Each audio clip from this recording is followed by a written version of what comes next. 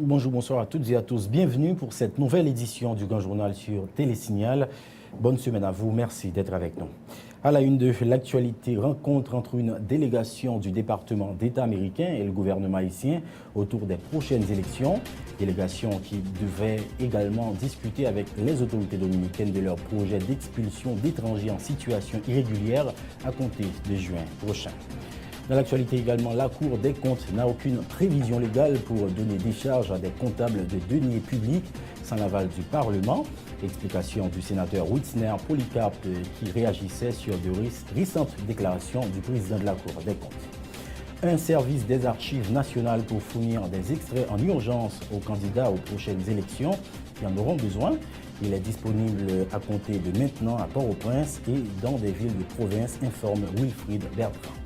Dans l'actualité aussi, ce 29 mars a marqué le 28e anniversaire de la Constitution haïtienne de 1987.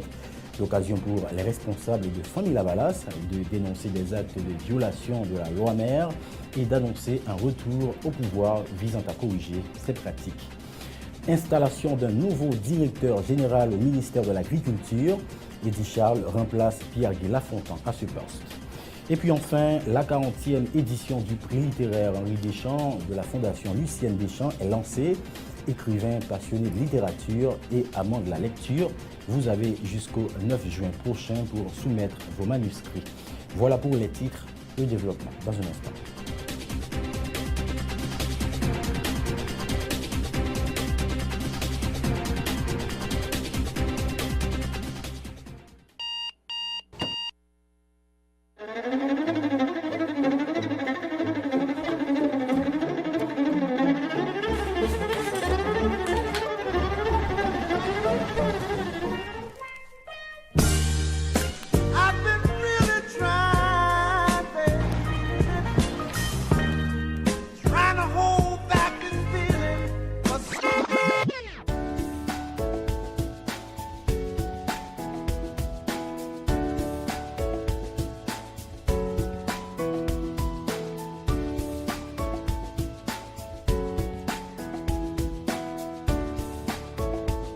Démaquillant, lotion après rasage et lotion rafraîchissante.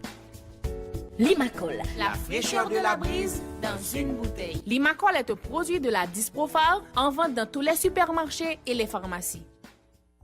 Bonjour, je suis Daniel, je vis aux Caraïbes. Malheureusement, quand il s'agit de shopping, je suis toujours à court de choix.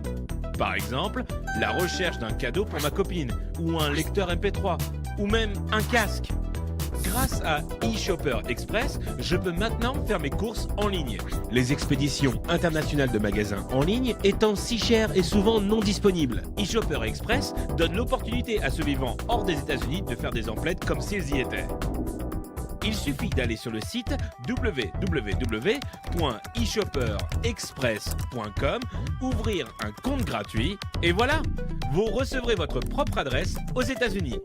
N'oubliez pas d'utiliser votre adresse aux États-Unis pour tous vos achats en ligne. eShopper Express vous informera dès l'arrivée de vos colis chez eux par courrier électronique. Une fois votre colis arrivé, vous aurez la possibilité de demander l'acheminement immédiat chez vous ou à votre bureau, ou de mettre vos paquets en attente si vous en attendez d'autres. Vous pouvez alors demander la consolidation de vos paquets en un seul envoi. La consolidation peut vous faire économiser jusqu'à 50% sur les frais d'expédition internationaux. Incroyable! eShopper Express livrera vos colis à votre porte en quelques jours. Pas de soucis, pas de risque, pas de maux de tête. Pour plus d'informations, accédez à www.eshopperexpress.com.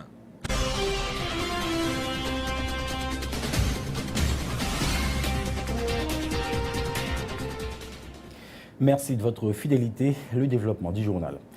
Comme annoncé, une rencontre a lieu ce lundi entre le conseiller spécial du secrétaire d'État américain Thomas Shannon et le coordonnateur spécial Thomas Adam et des membres du gouvernement haïtien ainsi que des représentants d'organisations internationales et de la mission des Nations Unies pour la stabilisation en Haïti.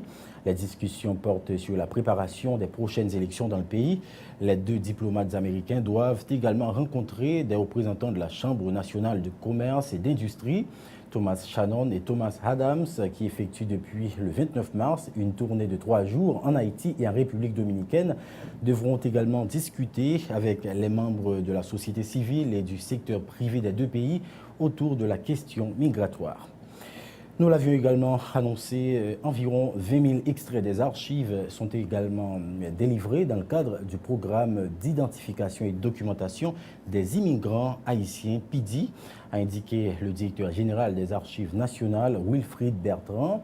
Il a fait savoir que pas moins de 20 consulats ont déjà des équipements pour l'implantation de ce programme dont il estime être sur la bonne voie. Wilfried Bertrand. Le programme PIDI, son programme qui est adressé à Haïtiens qui vivent, pas seulement en République dominicaine, non, mon comprend PIDI, c'est République dominicaine, c'est tout pays à l'étranger, côté Haïtien qui vivent à l'étranger, pas de papier. Objectif, nous, c'est atteindre les gens qui étaient faits en Haïti, mais qui n'ont pas jamais de papier en Haïti, qui vivent l'autre bord, qui sont tous sans papier. C'est les gens en premier que nous visons. Le programme PIDI, malgré tout ça, nous avons dit de lui, le programme n'a pas avancé. Parce que pour le moment, il ouvre seulement en République dominicaine, mais ça nous fait, nous prend disposition en attendant que le programme PIDI arrive dans l'autre pays, dans tout le cause Bahamas, la Floride, nous équiper consulats, à peu près 20 consulats, de registres et de formulaires qui habilitent à recevoir déclaration par les gens qui n'ont pas de papier. Objectif, c'est que dans les 4 prochaines années pour venir là, à faire Haïtien pas de papier pour nous finir avec ça. Toujours dans le cadre de ce même dossier, les Archives nationales d'Haïti travaillent en accord avec le Conseil électoral provisoire dans le cadre du processus électoral afin de faciliter aux candidats et aux électeurs la procuration de leurs extraits des archives, selon ce qu'a fait savoir le directeur général des Archives nationales, Wilfried Bertrand, durant la 4e conférence hebdomadaire organisée ce lundi par le ministère de la Communication. M. Bertrand a affirmé que grâce à un partenariat public-privé, les candidats se trouvant dans les villes de province pourront solliciter leurs extraits au bureau d'office des postes d'Haïti, tandis que pour ceux de la région métropolitaine de Port-au-Prince, ils pourront produire leurs demandes au Salon des Archives nationales au bicentenaire. Les propos de Wilfried Bertrand au micro de Ludmilla Yamark et Wendy Henry. Actuellement là, nous sommes censés un partenaire secteur public, Office des postes d'Haïti, qui couvre tout le territoire. Nous avons comme partenaire secteur public et secteur privé, Soja Express, Unitransfert, Rapide Plus, qui couvre tout le territoire national. Là. Donc, quel que soit le monde qui a besoin d'extraire les archives, ou pas besoin de venir dans la République de Port-au-Prince, mais Koto-Yéa, dans la zone Koto-Yéa, de pour joindre un bureau, ça me cité là, ou mettre déposer pièces ou extrait à venir joindre nous, non enveloppe, soupli, acheté, pas gain à faire faux documents même, c'est vol direct Archives nationales. Nous prenons disposition pour que les candidats et nous demandons candidats depuis qu'on y a, prend devant, parce que nous connaissons l'état civil haïtien qui a un pile problème, pas tant de dernière minute pour nous courir, venir chercher des documents. Venir chercher des documents nous bonnet, quand pile nous nous pas inscrits. Donc son procédure judiciaire pour faire qui a plus ou moins longue, donc pas attendre longtemps pour venir chercher papier ça. Gan pile moun ou gen ak la nan mon tout, ak la pas inscrit dans aucun registre. Gan pile moun tout k'ap vini m'pa gen registre qui gen ak ou. Donc tout inconvénient ça yo nous ka éviter si nous prend bonheur. Pierre Coute prend devant, nous prend disposition tout côté me dit nous ça nous ka faire extrait archive. Nous en plus candidat qui dans zone métropolitaine nan nous mettez un salon VIP pour yo. Depuis ce candidat ou paraître dans le salon VIP qui est dans le bicentenaire, téléphone c'est 28 18 11 11, je répète. Depuis on va venir relais dans le salon, 28 18 11 11, depuis son candidat, et bon, gain priorité. Réagissant sur la question de décharge sur laquelle la Cour des comptes et du contentieux administratif dit se pencher actuellement en faveur d'anciens premiers ministres et ministres des anciennes administrations, le sénateur Witzner Polycarpe soutient que la Cour des comptes n'a nullement de provision légale pour donner décharge à des comptables de deniers publics sans que le Parlement haïtien n'ait évalué leur dossier.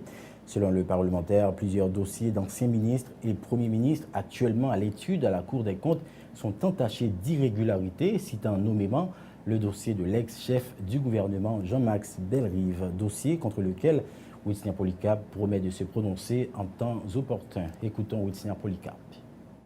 À plusieurs reprises, moi, j'entendais président Cour supérieure contre contentieux administratif là qui dit que il y a plusieurs anciens premiers ministres qui ont étudié le dossier parce que le dossier pas en règle, il n'a pas délivré un certificat de décharge. Gens s'habituent fait dans passe pour qui. Moi-même, sénateur Polycarp, moi j'ai un même dossier Jean-Max Bellerive. Moi j'ai un dossier, on partit dans le dossier Jean-Max Bellerive. Non, moment opportun, m'a fait un point de presse sur ça, mais n'attend pour nous, est-ce que KEP est vigilant? Est-ce que KEP a venu faire élection, toute bonne vraie élection, sans passe pour qui? Et l'heure ça, même KEP a gain pour prendre responsabilité devant l'histoire. Moi, j'étais dans des déclarations, président et Cour supérieure des comptes à contentieux administratif. Il dit que il y a un pile dossier là qui est sous bureau, aucun ancien comptable de deniers publics ça pas gagné de charge. Donc même ces sénateurs, si pour moun ta gagné des charges, pour moun ça ta gagné des charges, nous déjà connaît. Pas gagné aucune provision légale pour Cour supérieure des comptes à livrer aucun certificat si dossier moun sa yo pas descendre dans le parlement haïtien. Moun sa yo doit faire dans le parlement, moun sa doit prendre toute disposition pour le parlement revenir en fonction et puis leur ça pour étudier le dossier, leur ça la pas gagner. Le mouvement révolutionnaire haïtien, une des 87 structures politiques non agréées par le Conseil électoral provisoire, doit retrouver la liste des partis politiques habilités à participer aux prochaines compétitions électorales. C'est ce qu'a informé le secrétaire général du parti, le sénateur Whitney Polycarp. Le sénateur Polycarp a fait savoir qu'en juin 2014, l'inscription du MRA a été validée par le CEP d'alors. Il dit ne pas comprendre pourquoi l'actuel organisme électoral a écarté son parti. Toutefois, le sénateur du Nord a rapporté que la direction des affaires juridiques de l'actuel Conseil électoral provisoire lui a expliqué que son organisation politique ne disposait pas d'un statut notarié ni d'attestation du ministère de la Justice comme reconnaissance légale. Il a informé avoir complété son dossier vendredi dernier au CEP. Écoutons les explications du sénateur Whitney Polycarp au micro d'Yvon Seyid. Fait vendredi 27 mars 2015, on est allé avec statut, un notaire dans Port-au-Prince, c'est honorable député Sanosier, ancien député, qui notarié un statut. Même le relais ministre là, maître Pierre-Richard Casimir, moi dit moi besoin, il dit me passer côté dans le bureau le même jour vendredi à 2h, moi une côté lui et puis il délivrer après il fait personnel dans le ministère de la Justice avec sécurité publique, vérifier conformité tout document parti MRA, il délivrer moi une attestation comme quoi parti mouvement révolutionnaire haïtien MRA, parti TBBA régulièrement reconnu depuis le 16 avril 2012 par le ministère Justice et Sécurité publique. Moi retourner en direction affaires judiciaires là. Moi remettre monsieur Chérubin tous les deux documents ont été demandés dans matin à 9h. Moi remettre ligne. Qui est-ce qui j'aime dire reconnaître le gouvernement? Moi dis moi paraître dans direction affaires juridiques. Il dit que moun cap jouer rôle ministre justice Konya là, c'est eux même qui bail attestation qui sont à me faire là. Je parle de côté monsieur, me dit mais ça dit dans telle instance, monsieur moi mandé pour ban moi attestation. Li ban moi sans réfléchir avec un pile courtoisie, ça me doit reconnaître. Autre nouvelle, le parti politique Confiance menace de saisir le tribunal des référés au cas où le Conseil électoral provisoire persiste dans sa décision d'agréer l'inscription de cette structure politique avec comme représentant légal l'ancien ministre de la Communication Rudy Erivo. Le porte-parole de Confiance, Fritz Gérald Charles, informe que son parti avait adressé une sommation au CEP vendredi dernier afin de reconsidérer l'inscription de cette structure politique au Conseil électoral en tenant compte du vrai représentant de ce parti en la personne de Harry Dessieux. Fritz Gérald Charles souligne en outre que Rudy Rivaux a été destitué de sa fonction de secrétaire général du parti Confiance lors d'une assemblée générale tenue le 25 novembre 2014. Les déclarations de Fritz Gérald Charles au micro de Wesley Antoine et Maxo Joseph. Nous-mêmes, première démarche que nous faisons, le nous tendez ça, nous sommet et m'ka dit KEP au pont. Bal une sommation depuis vendredi, côté le bal, nous jouons franc pour rectifier le tir. Parce que, après l'Assemblée générale extraordinaire, ça, document nous avons joué ministère de la Justice pour nous destituer M. Rivaux. Document nous avons joué KEP pour nous dire que nous destituer M. Rivaux. Maintenant, nous avons rappelé pour M. Opon, élection 2010, qui était directeur général là-dedans, il quitté en mai, quand vous fiel, dans la bouche population. Donc, je crois même en tant que vous président KEP, pour commencer à faire dérive ça. Dans ce sens ça, nous demandons pour corriger des ordres là, et nous dire clair, ça qui est passé dans les mois, pas passer dans SICO. Et ça qui est passé dans le là, je vous donne la garantie que le pas qu'à passer l'enterrement. Dans le cas que vous pas tempérer avec sommation de Bayoua, nous sommes prêts pour nous l'enferrer et nous sommes prêts pour nous porter plainte sur le plan international contre KEPSA. Donc là, c'est ça. Nous avons dit pour tout le monde que confiance pas divisée. Confiance, c'est un monde dans la tête qui a fait dérive, qui a pris comme parti, qui a détourné comme parti. Donc l'Assemblée a décidé de destituer. Donc la fait coquin, elle y a des gens dans KEP qui a fait coquin avec elle. Donc nous-mêmes, nous sommes prêts pour nous battre jusqu'au bout pour que retirer non et Rivaux. Parlons élection toujours. La coordonnatrice de Famille Lavalas appelle la population à la vigilance contre toute alliance politique anti-peuple dans le cadre des prochaines élections, pointant du doigt un secteur dans le pays qui a tout fait pour empêcher au parti de l'ancien président de Jean-Bertrand Aristide de prendre part aux élections depuis 2004. Max Narcisse semble déjà identifier ce qu'elle qualifie de violeur de la Constitution de 1987 quand ils ont accaparé le vote de la population lors des élections de 2006 et 2010. Max Narcisse au micro de journaliste Saint-Ilus et Samus David François.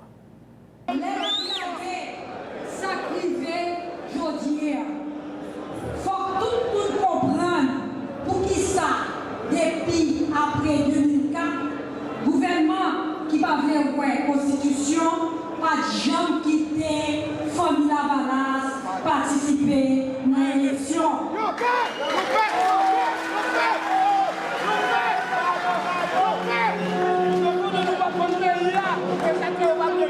Ils ont fait coup d'État électoral en 2010. Ils ont pris pouvoir, tout ils ont fait en 2006. Ils ont pris pouvoir sous de la Lavalas, qui défend tout bon vrai intérêt, toute catégorie sociale, économique, peuple haïtien.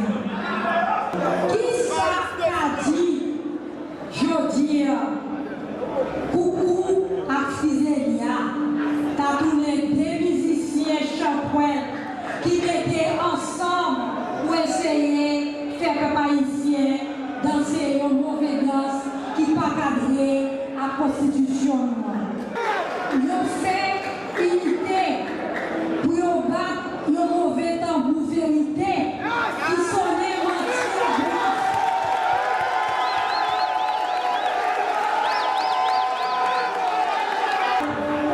unité pour battre le mauvais tambour vérité qui sonnait menti à blanc.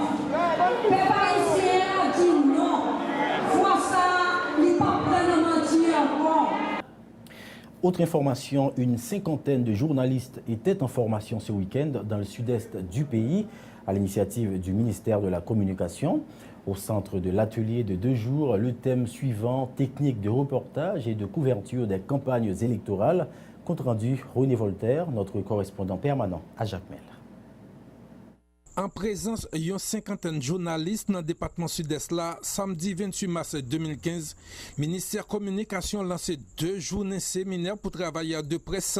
Occasion pour le directeur général ministère ça, Calvin Cadet, rendre hommage pour un ensemble de journalistes qui quittent le monde ça.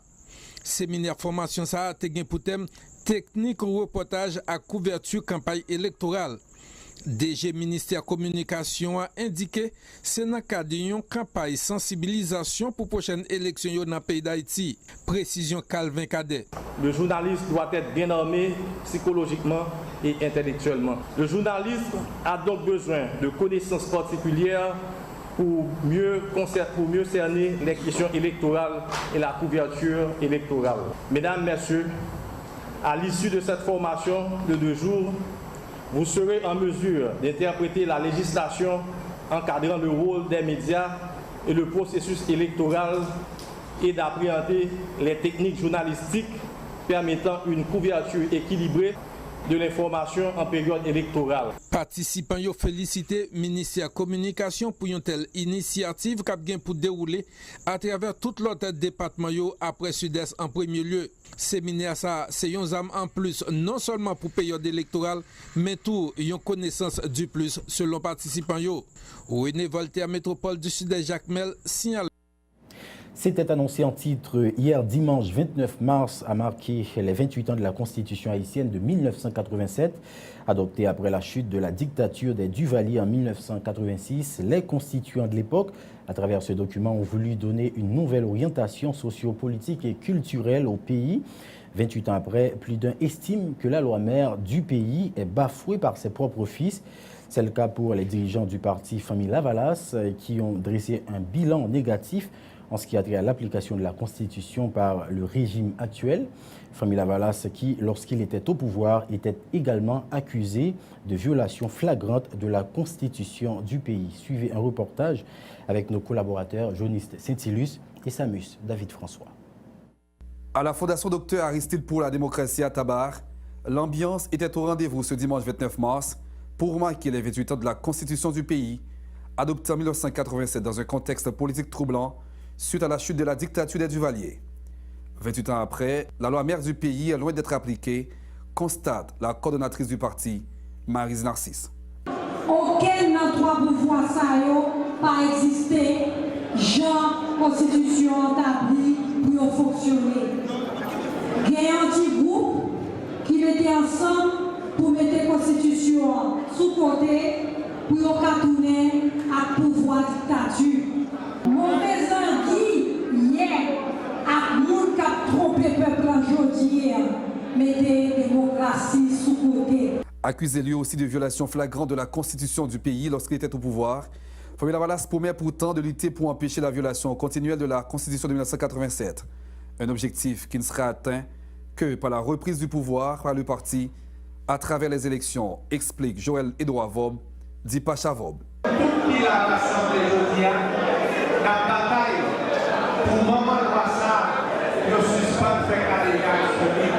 L'Assemblée pour demander élection.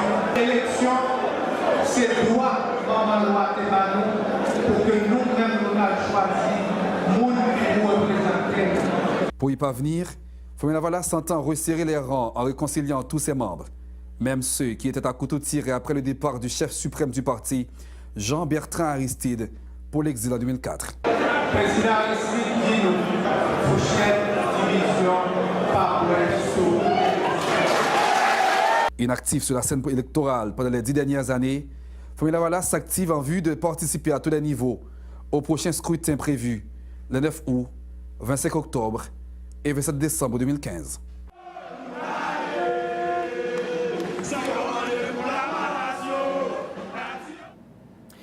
En appliquer et respecter la loi pour payer à grand monde tête li, c'est autour de ce thème que la Commission épiscopale Justice et Paix, de concert avec d'autres organisations de droits humains, a tenu ce 29 mars une marche à Port-au-Prince en vue de marquer le 28e anniversaire de la Constitution haïtienne de 1987.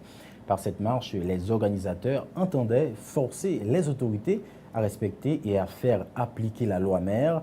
C'était aussi l'occasion pour les initiateurs de sensibiliser la population sur l'importance de la Constitution haïtienne pour le bon fonctionnement du pays. À ce sujet, les explications du secrétaire général de la JILAP, Jocelyn Renord, au micro de Samus David François. Ce 29 mars, ça fait 28 années depuis que les Haïtiens descendent dans la rue pour voter la Constitution 87 là.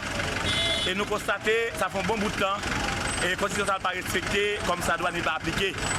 C'est pour ça, dans l'occasion 28 de l'année, donc Commission Isaac la Paix, qui est un organe social pastoral de l'Église catholique, donc nous prenons l'initiative pour nous faire ça, pour demander aux autorités qui sont en place, avec l'autorité qui vient pour prendre pouvoir, dans un titre pas trop loin, pour qu'ils soient capables de respecter et puis appliquer la Constitution comme ça doit. Parce que la Constitution, nous constatons, nous sommes capables de dire que le pays et chaque fois que la Constitution n'est pas respectée, chaque fois qu'il y a des gens qui passent la Constitution en papier, et bien ça, c'est nation. C'est que nation pas prendre mon tête, c'est pays pas prendre mon tête. Et ça nous fait sous thème, en appliquer la loi, en appliquer, respecter la loi, d'une façon pour que Haïti capable prendre mon tête. Alors, nous parcours Massa. Donc Massa, nous déraper dans rue Capois, dans rue Crissois, nous descendons dans John Baron, et puis nous entré rue Capois pour que nous délivrer le message qui vient pour circonstances là sous place et Constitution à Chanmas. Nous l'avions annoncé en titre, installation ce lundi du nouveau directeur général du ministère de l'Agriculture, des Ressources naturelles et du Développement rural, Eddy Charles, en place à ce poste Pierre-Guy Lafontan. La cérémonie d'installation a été présidée par le ministre de l'Agriculture, Frischner Dorsin. Le titulaire du ministère de l'Agriculture a remercié l'ancien DG de l'institution pour le travail bien accompli qu'il a effectué au sein du ministère.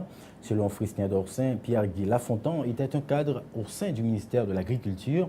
L'institution fera toujours appel à son savoir-faire pour le bon fonctionnement. Le ministre Dorsin a par ailleurs salué le nouveau directeur et il a dit souhaiter une bonne collaboration du personnel de l'institution pour l'avancement du secteur agricole dans le pays. Écoutons le ministre Frischner Dorsin au micro de Samus David François.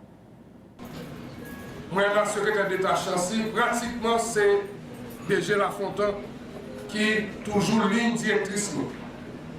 Et DG Lafontan nous garantit, ou faut-il virer, nous avons nous avons 2-3 jours congé, et nous avons garanti DG Lafontan, moi-même, à toute équipe là, à nouveau DGA, que très bientôt, on va obliger de faire un coup de main pour continuer le travail, nous déjà à faire ensemble. Que ce soit un titre ou l'autre, mais pour ne pas faire nos situations pareilles, nous n'avons pas le temps devant nous pour nous répondre, donner réponse à l'ensemble des directives que le président et le Premier ministre par nous. Dans le cadre Petra, nous avons besoin de points et de points valables. Et déjà la Fontaine, tout le monde connaît son point valable. Je dis tout que expérience moi avec nouveau DG Eddy Charles, il commençait depuis dans la Tibonite. Donc pour moi-même, nouveau DG, ancien DG, c'est deux mondes qui étaient toujours tout près de nous pour nous travailler. Et je dis à Eddy Charles qui était DGA, vin DG, et que nous-mêmes, nous déjà habitués à collaborer et nous pensons que c'est le travail qui continue. L'ancien directeur général Pierre-Guy Lafontan remercie le président de la République pour la confiance qu'il avait placée en lui. Monsieur Lafontan, qui a passé 40 ans au ministère, salue la détermination et le dévouement du personnel du ministère et dit espérer que son successeur bénéficiera de cette même collaboration. Pour sa part, le nouveau directeur général du ministère de l'Agriculture, Eddy Charles, se dit conscient que les moyens technologiques du ministère sont limités, mais avec l'appui de tous, beaucoup de choses peuvent se réaliser en utilisant les ressources du pays. Écoutons tour à tour Pierre-Guy Lafontan et Eddy Charles au micro de Samus David François. À son excellence, M. Michel Joseph Martelly, mes remerciements pour confiance que vous avez fait pendant 2 années que nous passons dans cette fonction de Monsieur le nouveau directeur général, Eddy Charles, mon ami. Moi, je crois que nous avons besoin de temps moins sous qualité pour gagner, pour capable de faire le travail. Je suis surtout retenu pendant la période que nous avons passé ensemble, nous-mêmes comme directeur général adjoint, nous-mêmes comme directeur général, de toute disponibilité et de tout engagement pour gagner notre secteur. Vous remercier au tranquille pour toute collaboration que nous avons. Vous voyez que pendant 40 ans que nous passons dans le ministère, qui ont un long parcours, Madame Moulière, Dieu seul, est signalé. Vous voyez que nous participons dans pile d'entreprises que le ministère a conduit. Niveau technologique très bas, cadre macroéconomique là en faveur du secteur, ça veut dire responsabilité en pile. Mais il faut profiter de certains atouts que nous gagnons, tant que pile terre qui est dans le nord des cieux, la Tibonite, plateau central, côté de l'eau, que t'as coulé, que en bas terre, et différents milieux agroécologiques pour nous renverser tendance là.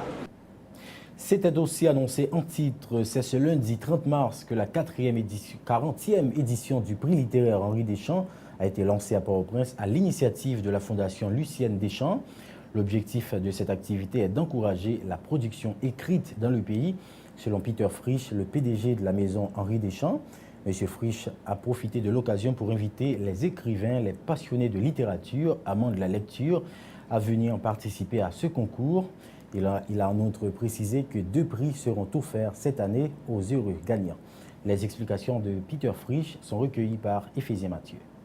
Nous invitons évidemment ceux qui considèrent à concourir pour le prix Deschamps de cette année et d'y mettre vraiment tout l'effort, toute l'ardeur pour faire de ce Deschamps 2015 un Deschamps tout à fait spécial. Car en général, nous tendons à proclamer 2 prix lorsque nous avons des étapes aussi importantes, comme nous l'avons fait pour le 10e anniversaire, le 20e, 30e et maintenant 40e. Donc, nous espérons que les membres du jury seront encore confrontés cette année à l'embarras du choix en termes de qualité de manuscrits qui seront soumis à leur évaluation pour nous permettre de pouvoir proclamer un prix littéraire Henri Deschamps 2015 et un prix littéraire Henri Deschamps spécial 40e anniversaire.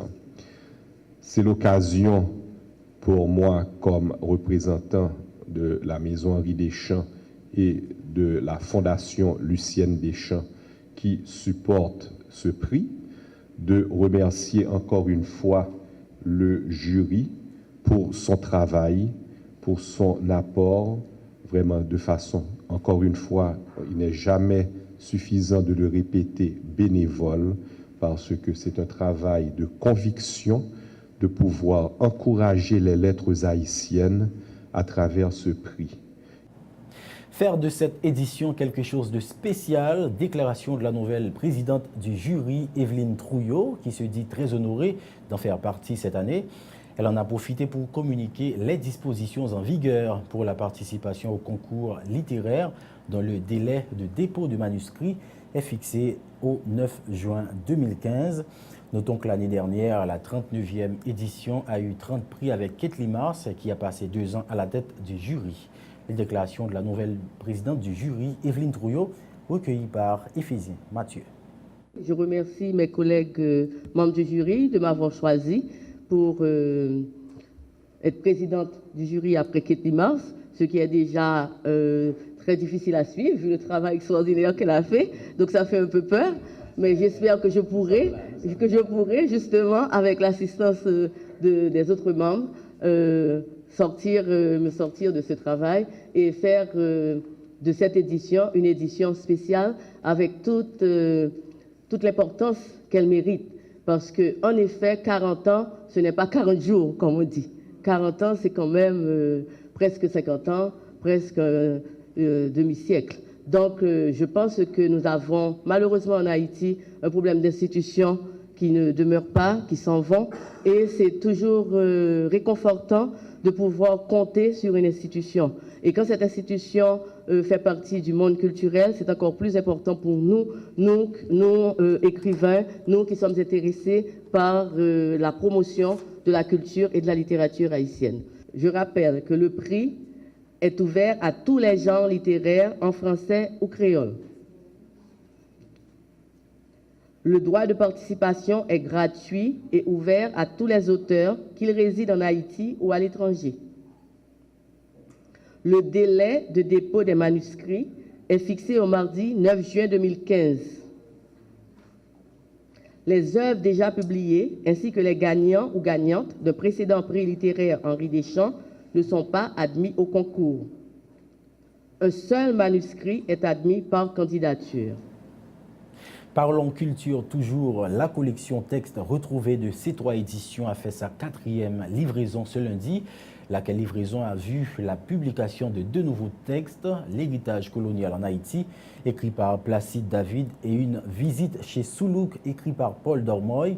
La collection texte retrouvée se donne pour mission de remettre en circulation des textes écrits sur Haïti par des auteurs haïtiens et étrangers, mais qui, pour une raison ou une autre, n'étaient pas disponibles. Une initiative qui a une grande importance, surtout pour ceux qui effectuent des recherches sur Haïti. Ces 2 nouveaux titres seront disponibles au niveau des librairies, selon le directeur de la collection des textes retrouvés, l'historien Michel Soukar, qui réagissait sur ces 2 nouveaux titres. Écoutons-le. Des textes de Placide David, qui ont un fameux livre qui était sorti en 1959, et que nous pensons que son livre que tout Haïtien connaît à doué, mais qui malheureusement pas assez connu, mais qui a autant de valeur que lancé par la langue de Jean-Paul Mars, dans le domaine ethnographique là, que l'essai sur la Révolution 1843 d'Horace Coleus Sanon, les œuvres de Madieu et d'Ardouin sur le plan historique, les œuvres de Roumain et d'Alexis sur le plan littéraire. On veut parler d'un texte de Placide David que a été publié en Espagne en 1959, qui est L'héritage colonial en Haïti, et qui montrait tout tard que nous gagnons, tout retard qu'Haïti gagne, situation qu'Haïti a sorti dans la tradition sociale et politique que nous héritons de période coloniale esclavagiste. C'est un texte que moi j'ai présenté, et c'est un texte qui a commencé disponible dans toutes les librairies. Deuxième texte nous publié, toujours grâce aux entreprises Le Rouge et à l'AIC d'Olivier Barrault. C'est un texte publié par un Français que les Paul Dormoy dans les années 1850, qui te font voyage sur l'île d'Haïti, et livre ça relève Une visite chez Soulouk, souvenir de voyage dans l'île d'Haïti, qui est présenté par M. Pierre Buteau. Dans le texte, Paul Dormoy font comparaison entre Haïti et la République dominicaine, et côté déjà l'a montré que un parti pris raciste évident chez les grandes puissances occidentales, tant que la France, l'Angleterre, l'Espagne, les États-Unis, en faveur de la République dominicaine contre Haïti. Contre le message là, pour nous, même texte Paul Dormoy, son texte actuel, vu les situations conflictuelles qu'a développé entre Haïtiens et Dominicains, et le rôle international, le rôle caché international là joue la donne. Et deuxièmement, tout texte Placide David, l'héritage colonial en Haïti, son texte est toujours actuel, parce que nous avons le m'a ouvert radio ici, m'a ouvert télévision pour ne pas attendre les Haïtiens dit qui nous fait arriver côté de river là, qui ça l'a fait pour nous sortir tête nous de ça, qui ça explique que le pays a un état ça, eh bien, livre Placide David la répond en pile dans la question ça. Autre nouvelle, le Centre national d'équipement CNE, doté d'un nouveau syndicat de 13 membres. Ce syndicat a pour objectif premier d'exiger des responsables de cette institution de fournir des lettres de nomination aux employés ayant 13 années de carrière dans la boîte. Le président de ce nouveau syndicat, Val Jackson, entend travailler en étroite collaboration avec les responsables du CNE pour la bonne marche de l'institution. Les déclarations de Val Jackson au micro de Ludmilla Marc et Samus David François. Aujourd'hui, nous officiellement avons droit pour notre travail étant que syndicat en dans CNE. Et revendication première, nous, c'est toujours lettre nomination, nous, parce qu'après 17 ans de travail, nous pas de arrêter encore sans nous pas de lettre nomination, nous. Et nous connaissons qui fait 17 ans de travail en côté, c'est parce qu'elle voulait faire une carrière côté. Et c'est ça qui fait, nous mettons en syndicat pour que revendication soit capable de passer normalement. Bon, on dit mieux vaut tard que jamais. Auparavant, nous devons bien comme nous à l'heure, il n'y a pas de chambre qu'on paye nous en retard. Et bien, puisque qu'on y a payé nous en retard, et puis nous pas de contrat écrit, nous venons avec un contrat écrit pour retirer tout droit que nous gagnons comme employés. Et bien, maintenant, nous campons en opposition contre lui et nous mettons en syndicat pour nous continuer à passer revendications. Nous pourrons avoir une prochaine étape, nous, parce que le syndicat a bien installé, nous allons travailler en étroite collaboration avec la direction, s'il voulait, ok? Et s'il ne pas tout, nous avons fait tout ça qui est nécessaire pour nous-mêmes, pour nous capables d'atteindre l'objectif qui c'est la nomination. Vraiment, mission syndicat, c'est permettre que exister entre employeurs avec employés, un équilibre. Côté droit employé, pas de léser, c'est même gens tout, droit employé, pas de léser. Autre info, la Fondation Maurice Sixto a mis fin hier dimanche à une foire artisanale de 2 jours organisée en l'honneur des femmes artisanes évoluant au sein de l'organisation. Bijoux artisanaux, vêtements, sacs à main, articles de décoration en corne, perles, caoutchouc, crochets, pites et céramique, ainsi que des produits dérivés de la transformation de fruits étaient exposés. Selon Gertrude Séjour, présidente de la Fondation, cette activité tendait à promouvoir et valoriser l'ensemble des travaux réalisés par les femmes de la Fondation en exposant leurs œuvres au grand public. Les explications de Gertrude Séjour au micro de Max Joseph. Nous connaissons la Fondation Maurice Sixto, c'est une fondation qui a fait promotion femmes. Donc, 28 mars là, 28 et 29 mars, nous voulons clôturer moi femme dans la fondation pour nous faire promotion sa femme qui membre fondation Maurice Sixto capable faire capable produire. Nous ça yo fait avec chambre et caoutchouc, nous ça yo fait avec bouteille Juna récupération qui fait.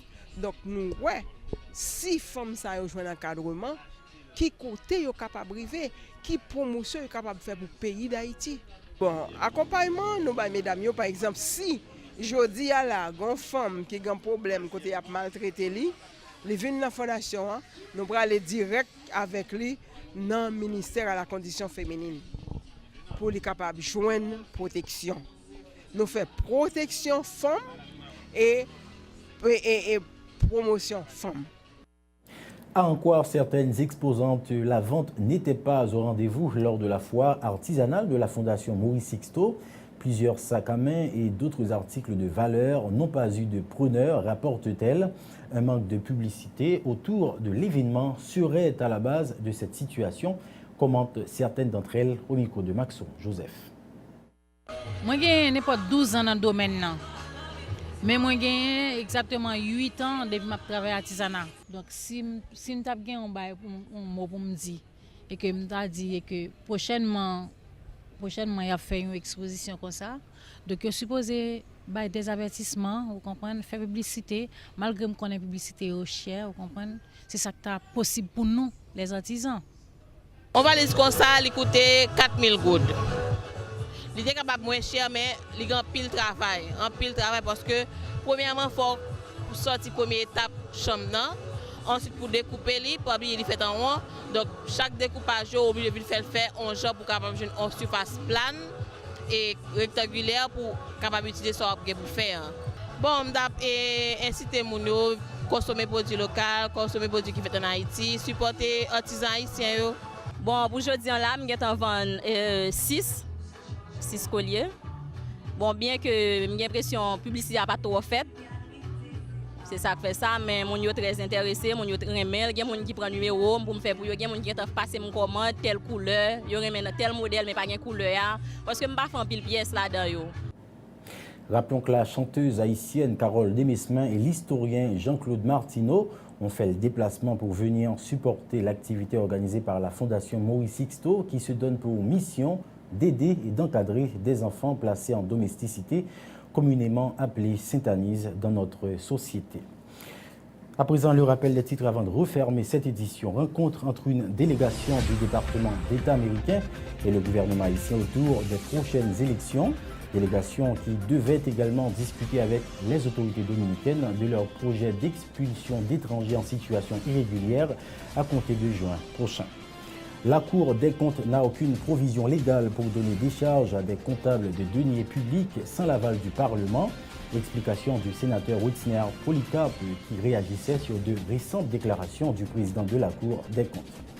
Un service des archives nationales pour fournir des extraits en urgence aux candidats aux prochaines élections qui en auront besoin. Il est disponible à compter de maintenant à Port-au-Prince et dans des villes de province, informe Wilfried Bertrand.